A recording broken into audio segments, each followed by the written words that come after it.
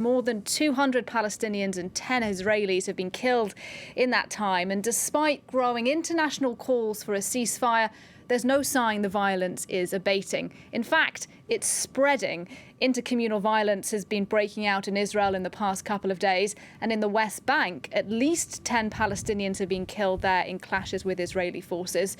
So let's talk about that with our special correspondent in Jerusalem, Gallagher Fenwick. Gallagher, when we spoke earlier, we talked about what's been happening where you are in Jerusalem, what's been happening in Gaza. Tell us, though, what we understand has been happening today and in the past few days as well in the West Bank.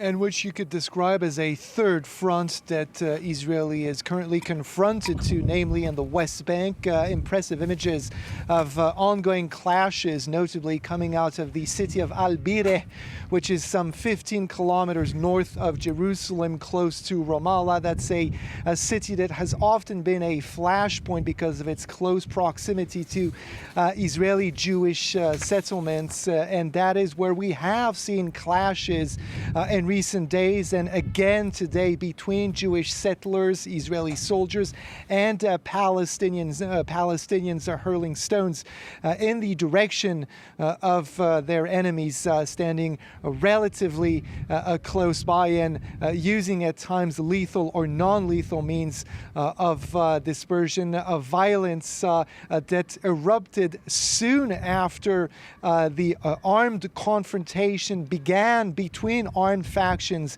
in Gaza and Israeli forces. And remember that this violence spreading throughout Israel, but also Palestinian territories, is precisely what Hamas had called for. Notably, one of its leaders, Ismail Haniyeh, had asked when speaking out of Qatar, where he is staying at present, that Palestinians all over join in, and especially those in the West Bank. And that is precisely what is happening right now. All right, Gallagher Fenwick for us there in Jerusalem, talking to us about what we understand is happening today in the West Bank. Thank you very much indeed for bringing us up to speed. We'll keep watching all of those developments for you in Gaza, in Jerusalem,